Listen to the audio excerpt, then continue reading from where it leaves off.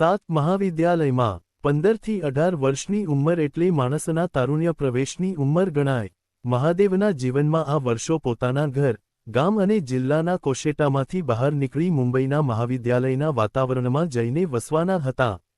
આ વર્ષો દરમિયાન તેમની ક્ષિતિજો વિસ્તરી, ભાવિ જીવન માટેની અહીં ચોક્કસ તૈયારીઓ થઈ। આ કાળમાં મહાદેવ રાષ્ટ્રના નાગરિક તરીકેની તાલીમ લઈ રહ્યા હતા।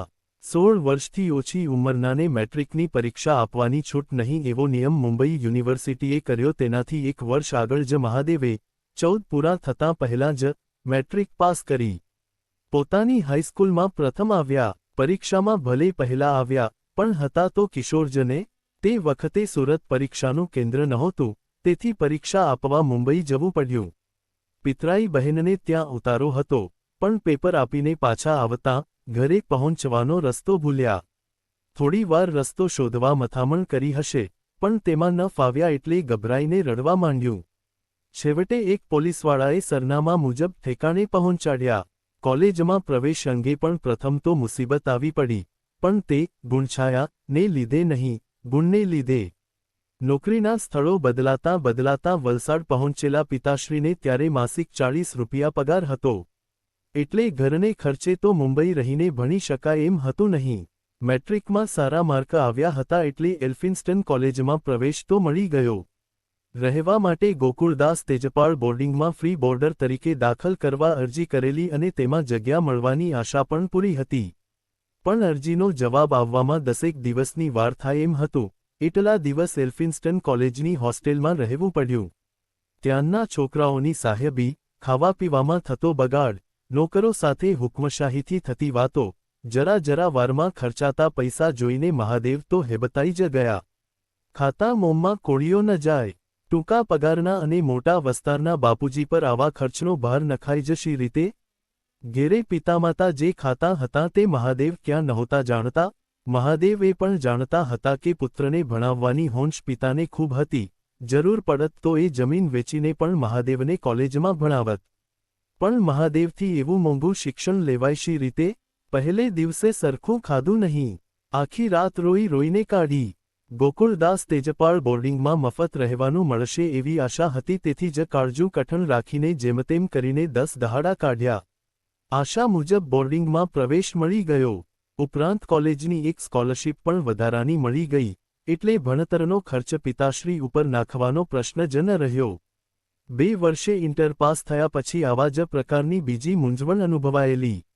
બોર્ડિંગમાંથી જે ફ્રીશીપ મળતી તેમાં રહેવા ખાવાનું, કપડાં અને મુંબઈની જે કોલેજમાં ઓછામાં ઓછી ફી થતી હોય તેની અડધી ફી મળતી, પણ પુસ્તકોનું, જવા આવવાના ટ્રામ કે લોકલના ભાડાનું કે નાસ્તા પાણીનું ખર્ચ થતું તે સ્કોલરશીપમાંથી કાઢતા। ઇન્ટરમાં સ્કોલરશીપ સારું જોઈએ તેનાથી 1 નંબર નીચે આવેલો, એટલે એ સ્કોલરશીપ વિના અભ્યાસ ચાલુ રાખવો કે નહીં એ જ પ્રશ્ન થઈ પડ્યો। પિતા તો કોઈ પણ હિસાબે અભ્યાસ ચાલુ રાખવાનો આગ્રહ રાખે એવી ખાતરી હતી, એટલે આ વાતની ખબર જ તેમને નહીં આપેલી। ખૂબ વિમાસણમાં પડ્યા। એમનો ચહેરો જ એટલો સ્ફટિક જેવો નિર્મળ હતો કે કોઈ પણ ભાવ એ ચહેરા પર છૂપો ન રહે। કોલેજમાં દાખલ થયા ત્યારથી જ જેમની સાથે દોસ્તી બંધાયેલી તે વૈકુંઠભાઈ લલ્લુભાઈ મહેતા મહાદેવની મૂંઝવણ એના ચહેરા પરથી જ પારખી ગયા। એની તેજસ્વીતા વિશે વૈકુંઠભાઈને માન હતું અને એના ઘરની આર્થિક સ્થિતિ વિશે ભાન હતું, તેથી ચૂપચાપ પોતાના પિતા પાસે ગયા અને એમને કહ્યું, અમારા વર્ગમાં એક તેજસ્વી ને ગરીબ ઘરનો છોકરો છે, 1 નંબર ખાતર એ સ્કોલરશીપ ગુમાવે છે, આપની રજા હોય તો હું મારી સ્કોલરશીપ છોડી દઉં તો એનો નંબર લાગી જાય। લલ્લુભાઈ જેટલા આર્થિક રીતે શ્રીમંત હતા તેટલા જ દિલના પણ દિલાવર હતા। એમણે તરત જ પુત્રને મહાદેવ ખાતર પોતાની સ્કોલરશીપ જતી કરવાની સહર્ષ અનુમતિ આપી। ખુદ લલ્લુભાઈએ પણ વર્ષો પહેલાં આ રીતે સુયોગ્ય એવા ગરીબ સહાધ્યાયીઓ સારું પોતાની સ્કોલરશીપ જતી કરી હતી। વૈકુંઠભાઈએ મહાદેવને કે કોલેજના બીજા કોઈને પણ કશી જાણ કર્યા વિના મહાદેવના લાભમાં પોતાની સ્કોલરશીપ જતી કરી। તે જ વર્ષે આ રીતે સ્કોલરશીપ જતી કરનાર એક વિદ્યાર્થીની પણ હતી। કોલેજના સામયિકોએ વૈકુંઠભાઈના આ કૃત્યની નોંધ લેતાં કહ્યું, કુમારી પટેલ અને વી. એલ. મહેતાએ પોતાની શિષ્યવૃત્તિઓ બીજા વધુ જરૂરિયાતવાળા અને સુયોગ્ય વિદ્યાર્થીઓ સારું જતી કરીને ખૂબ સારું પ્રશંસાપાત્ર કામ કર્યું છે। ત્યારબાદ વૈકુંઠભાઈ સાથે મહાદેવની મૈત્રી સર લલ્લુભાઈના આખા કુટુંબ સુધી વિસ્તરી.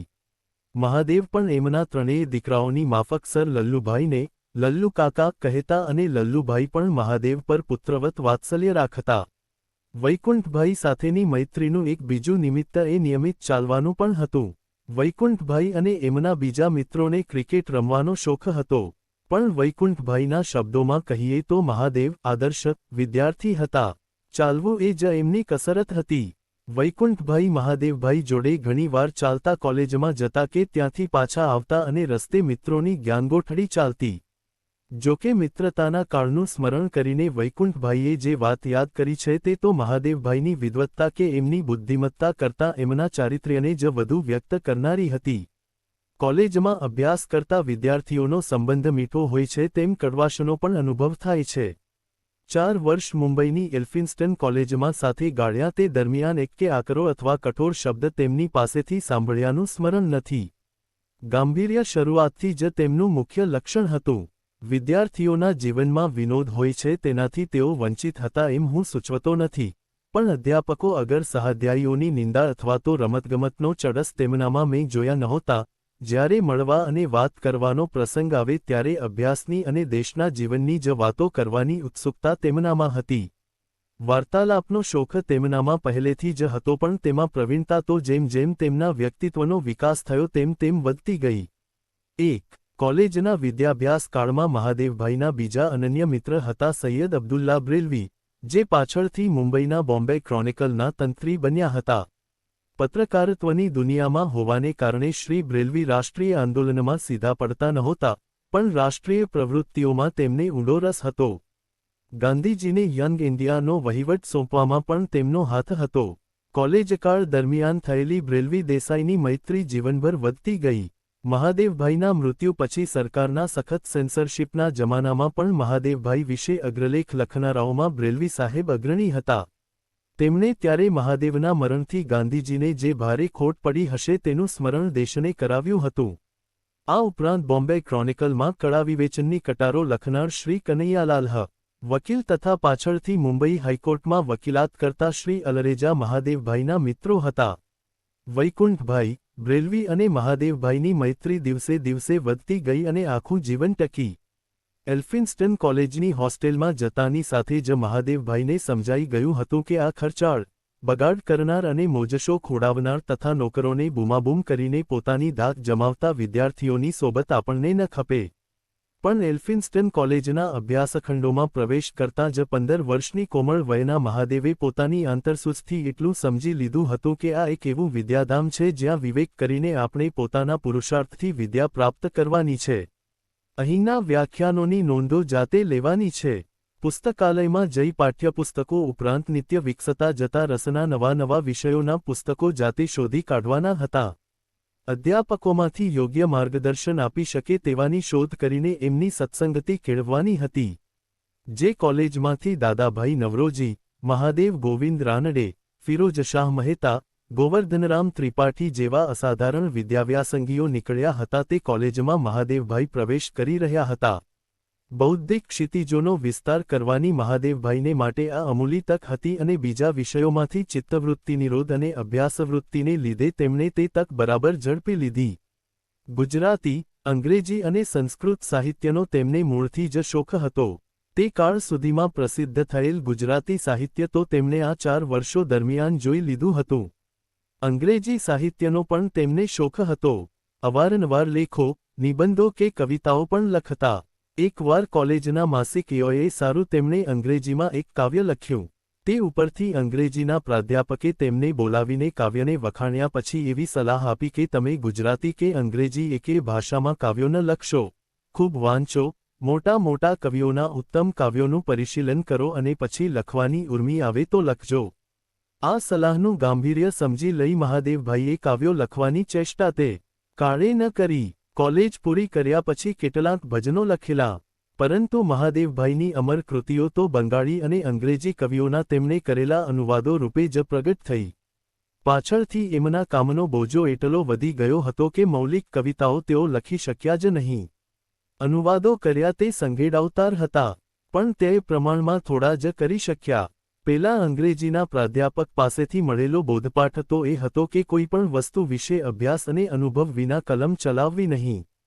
કોલેજકાળ દરમિયાન સાહિત્યના તેમના મૂળ શોખ ઉપરાંત તેમણે ઇતર વિષયોનું વાંચન પણ ઘણું કરેલું. વળી દેશના પ્રશ્નો અંગે જ્યારે સહાધ્યાયીઓમાં ચર્ચા ચાલતી હોય ત્યારે, ખાસ કરીને ચાલતા જતી વખતે, મહાદેવ એમાં ભળતા. રાજકારણના વિષયનો રસ પણ એમને લાગી ચૂક્યો હતો. તેથી કોલેજના પહેલા વર્ષમાં સુરતની મહાસભામાં ગયેલા તો છેલ્લા વર્ષ દરમિયાન ઠેઠ અલાહાબાદ જઈને મહાસભામાં હાજરી આપી આવેલા. અલબત્ત, આ અધિવેશનોમાં તેમણે કોઈ વિશેષ ફાળો આપ્યો હોય એમ જણાતું નથી, પણ 18 વર્ષની ઉંમરે, કોલેજનું છેલ્લું વર્ષ ચાલતું હોય ત્યારે, મુંબઈથી ઠેઠ અલાહાબાદ સુધી મુસાફરી ખેડીએ જ એમનો રાજકારણ વિશેનો રસ સૂચવી જાય છે. કાવ્યો, નાટકો અને નવલકથાઓના વિશાળ વાંચન છતાં તેમણે બી.એ. માં સ્વૈચ્છિક વિષય તરીકે ફિલસૂફી લીધો. વ્યક્તિ અને સમાજને ઉપયોગી થઈ પડે એવા સર્વ વિષયોમાં એમને રસ હતો. છતાં એમનું હાડ અધ્યાત્મનું હતું. એમના પરમ મિત્ર વૈકુંઠભાઈ એની શાખ પૂરતા કહે છે, આરંભથી જ ભાઈ મહાદેવમાં ધાર્મિક વૃત્તિ હતી. તત્વજ્ઞાનના અભ્યાસથી એ જાગ્રત થઈ એમ માનવાને કારણ નથી, પણ તે વિષયના ઊંડા અભ્યાસને કારણે તેમની ધાર્મિક ભાવનાઓ દૃઢ થઈ એમાં સંશય નથી. જુદા જુદા દેશના તત્વજ્ઞાનના શાસ્ત્રો વાંચવા સમજવાની જે તક તેમને કોલેજના અભ્યાસ દરમિયાન મળી તેની પૂર્ણ અસર તેમના જીવન પર થઈ અને તેનો લાભ તેમણે જનતાને પહોંચાડ્યો. 2. વિદ્વત્તાની સાધનાનું આ પાસું કોલેજના 4 વર્ષોથી પૂરું થવાનું નહોતું. એક નિત્ય વિકાસશીલ વિભૂતિનું પડખું સતત સેવનાર મહાદેવભાઈની જ્ઞાનોપાસના પણ એક જગ્યાએ જઈને અટકી ઓછી શકે? ગમે તેટલા કામ વચ્ચે પણ એમનો અભ્યાસ ચાલતો જ રહ્યો. એ જ્ઞાનોપાસનાનો છેવટનો પરિપાક આપણને જોવા મળે છે ગાંધીજીના એઓના સટીક અંગ્રેજી ભાષાંતર કર્યા પછી તેની આગળ એમણે માય સબમિશન, મારું નિવેદન નામની, મૂળ પુસ્તક કરતાં પણ લાંબી, જે વિદ્વત્તાપૂર્ણ પ્રસ્તાવના લખી છે તેમાં વૈકુંઠભાઈએ મહાદેવભાઈની મૂળ ધાર્મિક વૃત્તિની વાત કહી છે એ સાવ સાચી હતી. માતાના ધાવણમાંથી અને પિતાના પ્રાથમિક શિક્ષણથી જ તે તેમને મળી હતી. નાનપણમાં એમણે વેદ ઉપનિષદના પાત્રોની વાર્તાઓ વાગોળી હતી. પોતાના ઘરડેરાનો પાસે રામાયણ મહાભારતની કથાઓ સાંભળી હતી. નથુરામ શર્માના અનુયાયી એવા એમના મુરબ્બીઓએ એમને શિસ્ત સાથે ધર્મના સંસ્કાર પણ આપ્યા હતા. પરંતુ ચારિત્ર્ય પર સ્થાયી પ્રભાવ પાડી શકે એવી પહેલી વ્યક્તિ મળી તે ગોધરાના બાપજી પુરુષોત્તમ સેવકરામ ભગત. મહાદેવભાઈ હાઈસ્કૂલના છેલ્લા વર્ષમાં ભણતા હતા, એટલે કે 13-14 વર્ષના હતા ત્યારે હરિભાઈની બદલી વલસાડ થયેલી. ભગતજી વલસાડમાં હરિભાઈના એક મિત્રને ત્યાં પ્રસંગોપાત આવતા અને 1-2 અઠવાડિયા રહી જતા. રજાઓ દરમિયાન મહાદેવભાઈ વલસાડ જાય ત્યારે આ ભગતના દર્શને જતા અને એમની ભજન મંડળીમાં ભળતા. હરિભાઈ અને મહાદેવ બંનેને ભજનોનો શોખ વારસાગત સાંપડલો હતો. કોલેજમાં ગયા પછી મુંબઈ, દાદરમાં વસંતજી પાર્ક પર ભગતજી આવતા, ત્યાં પણ તેઓ જતા. ગાંધીજીની સાથે ભળ્યા પછી પણ આમ અવારનવાર ભગતજીને મળવાનું થતું.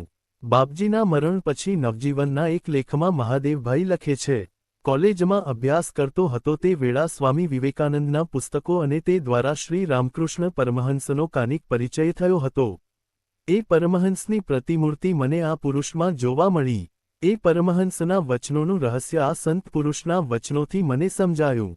એમની સાથે કેટલોક સમય તો હું લાગત રહ્યો છું અને પાછળથી દર વર્ષે એકાદવાર એમના દર્શન કર્યા છે.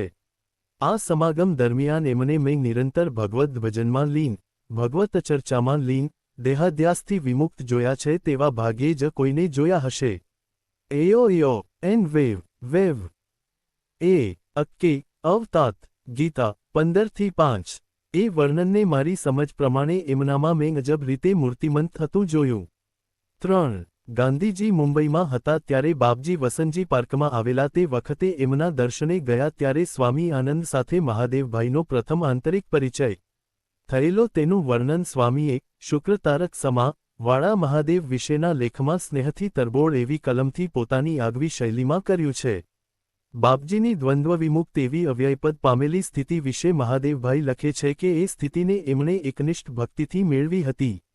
એકનિષ્ઠ ભક્તિના મહાદેવભાઈના પોતાના સંસ્કાર ગોધરાવાળા બાપજીની સત્સંગતિથી વધુ પુષ્ટ થયા અને ભવિષ્યમાં ગાંધીજીના ચરણોમાં પોતાની જાતને સમર્પણ કરવાની પરાકાષ્ઠાની નમ્રતા પ્રાપ્ત કરવામાં આ સત્સંગતિ એક નિમિત્તરૂપ બની એમ કહી શકાય. બાપજી વિશેના લેખમાં તેઓ અધ્યાત્મના વિચારોને કેવા સરળ શબ્દોમાં સમજાવતા તેના એક બે સરસ ઉદાહરણો મહાદેવભાઈ આપે છે. ગીતાનો સિદ્ધાંત શું? એમ પૂછીને કહે, જોઓને ગીતાનું રટણ કરો તો ગીતા ગીતા તાગી તાગી એમ સમજાય છે. એટલે ગીતાનું રહસ્ય તાગી અથવા ત્યાગીમાં છે. જેણે દેહબુદ્ધિ ત્યાગી છે તેણે ગીતાને જાણી છે. અથવા મોક્ષમાં બે શબ્દ છે, મોહ અને ક્ષય. મોહનો ક્ષય એટલે મોક્ષ જ છે. ભજનો દ્વારા જ બાપજી ઉપદેશ આપતા એમ કહીને મહાદેવભાઈ પોતાના અંજલિલેખમાં જે ઉદાહરણો આપે છે એનાથી એ સંતના વ્યક્તિત્વ સાથે સાથે મહાદેવભાઈના ચારિત્ર્ય પર પણ પ્રકાશ પડે છે. ભજનો તો બાપજી અનેક ગાતા હશે, પણ મહાદેવભાઈને તેમાંથી ખાસ્સી લીટીઓ ટાંકવાનું મન થાય છે તે તો છે. નમિયા સો તો સાહેબને ગમ્યા પ્યારે, નમિયા સોઈ નર ભારી રેજી, ને સાખી ટાંકે છે, તો ઊંચા ઊંચા સો ચલે પણ નીચા ન ચલે કોઈ, જો નીચા નીચા કોઈ ચલે તો સબસે ઊંચા હોઈ, રામરસ ઐસા હે મેરે ભાઈ. અને પછી કહે છે, રામરસ વાળું ભજન ગાતા એમનામાં જે મસ્તી અને ખુમારી મેં જોઈ છે તેવી ભાગ્યે જ બીજે ક્યાંય જોઈ છે. શ્રદ્ધાંજલિની સભાઓમાં એક જ વ્યક્તિને જુદા જુદા લોકો જુદી જુદી રીતે શ્રદ્ધાંજલિ આપતા સાંભળવા મળે છે. આપણે જે શ્રદ્ધાંજલિ આપનારા લોકોને નિકટથી ઓળખતા હોઈએ તો એક સત્ય આપણને એ શ્રદ્ધાંજલિઓમાં જોવા મળશે કે શ્રદ્ધાંજલિ આપતા આપનાર વ્યક્તિ પોતે જે ગુણની વધુ કિંમત કરે છે, જેની એ અંદર ખેવના કરતો હોય છે તે જ ગુણ શ્રદ્ધાંજલિને પાત્ર વ્યક્તિમાં એને દેખાય છે. બાપજીને શ્રદ્ધાંજલિ આપવામાં નમિયા સૌ તો સાહેબને ગમ્યા કહીને મહાદેવભાઈએ પોતાના અંતરની ખેવનાને વ્યક્ત કરી છે અને આ જ લેખમાં આગળ ઉપર આ જ જન્મમાં પુરુષાર્થ કરો, આ જ જન્મમાં અને દેહના બંધનને તોડીને ફેંકી દો. એ એમના વચન વારંવાર સાંભળ્યા છે. આજે જેમ જેમ એમનું સ્મરણ કરતો જાઉં છું તેમ તેમ એમની રામરસની મસ્તી યાદ આવે છે. 4 આ વચનો વાંચી સહેજે આપણા મનમાં પ્રશ્ન ઉદ્ભવે છે કે 100 વર્ષનું કામ 50 વર્ષમાં પતાવીને દેહ છોડીને ચાલ્યા જવા પાછળ આ ખેવનાએ તો કામ કર્યું નહીં હોય?